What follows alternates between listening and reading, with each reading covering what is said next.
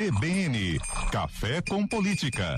E aí eu puxo aqui Bruno Silva, cientista político, para essa temática também, Bruno, porque o nosso centro, a gente sabe, pode representar um passo importante na tentativa de reanimar o coração ali da cidade, mas o sucesso depende também da capacidade de envolver quem circula por ali todos os dias, né? Não só essa questão de ter mais empreendimentos, não?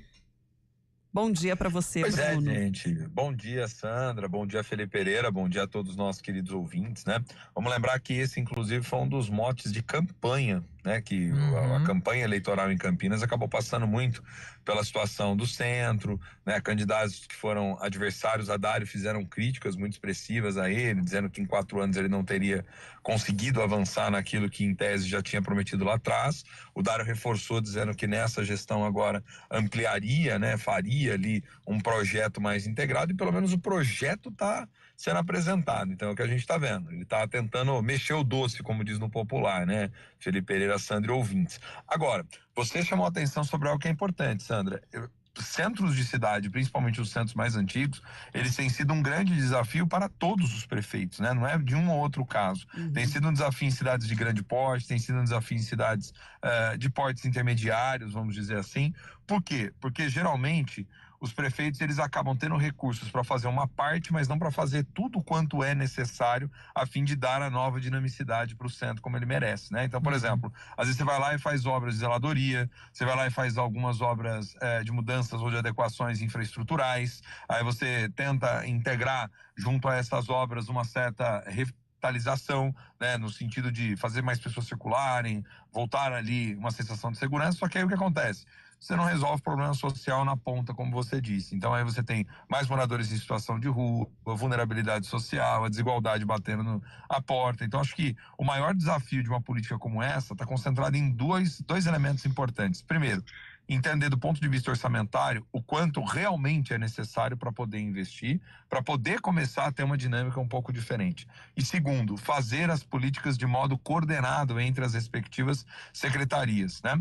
Eu tenho visto muitos prefeitos agora nessa altura do campeonato começando de modo mais intenso a tentar dar certas características ou marcas às suas gestões, principalmente muito na expectativa de ter projetos prontos, começar com investimentos, que são investimentos de dotação orçamentária da prefeitura, para depois buscar emendas, convênios, participação do governo do estado e outros que puderem ser parceiros nas ações. Mas para isso tem que ter projeto, né? O primeiro ponto principal é o projeto, e isso pelo menos está sendo apresentado agora pela prefeitura como um todo. Bruno, a Câmara Municipal de Campinas está seguindo o calendário da Prefeitura, antecipou o feriado, né, do Dia do Servidor para esta segunda-feira, mas aí eu quero trazer algo que vai ser aí discutido nessa terça, palco de debate, inclusive, sobre o futuro do serviço público no Brasil. Uma provocação sobre a reforma administrativa, né, a PEC 32, que volta a tramitar também no Congresso e tem gerado preocupação entre servidores e sindicatos.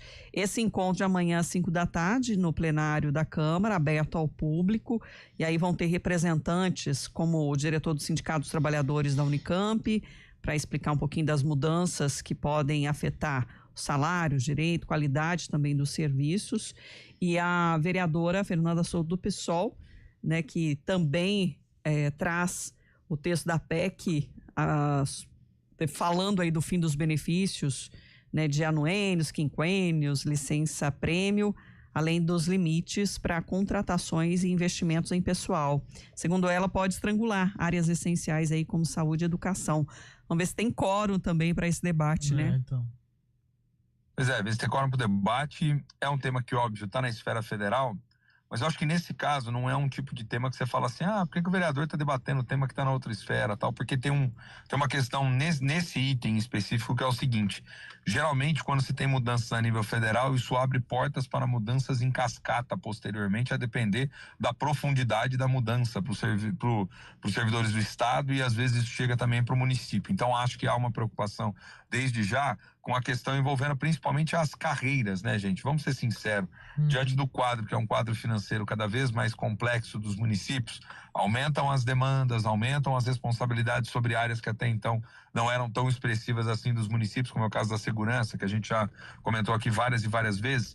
e isso vai levando inevitavelmente a pressões para que, do ponto de vista das carreiras também, hajam assim cortes às vezes, vantagens que antes eram vistas já não tem mais naquela mesma proporção, os planos de quinquênios, pagamentos, incorporações, enfim, tem uma série de discussões, né? Quantas e quantas prefeituras não vieram fazendo nos últimos anos os seus processos de recomposição, né, do serviço público, e fizeram também depois as mudanças no padrão de carreira, né? Lugares que simplificaram, outros que tornaram mais difícil a ascensão. Então acho que o grande tema que preocupa a vereadora, talvez, entendo eu, é isso, quanto isso impacta, óbvio, para aqueles que são servidores federais que estão em Campinas, e Campinas até pelo porte, pela cidade, pela característica tem, né, milhares de servidores federais em vários órgãos atuantes, mas para além disso, o efeito cascata, que a partir dessa discussão que está se dando no âmbito do Congresso, pode vir depois a ocorrer no âmbito dos municípios, né? E aí,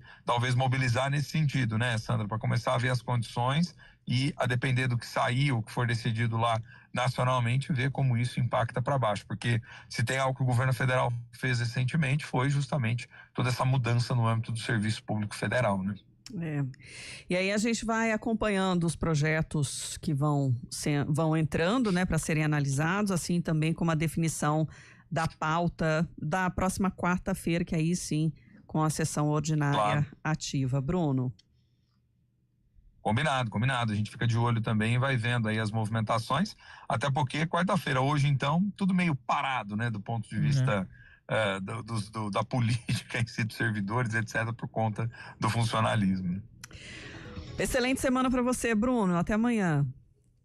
Valeu, gente. Boa semana para todos. Estamos só começando. Valeu. Boa semana. Até amanhã.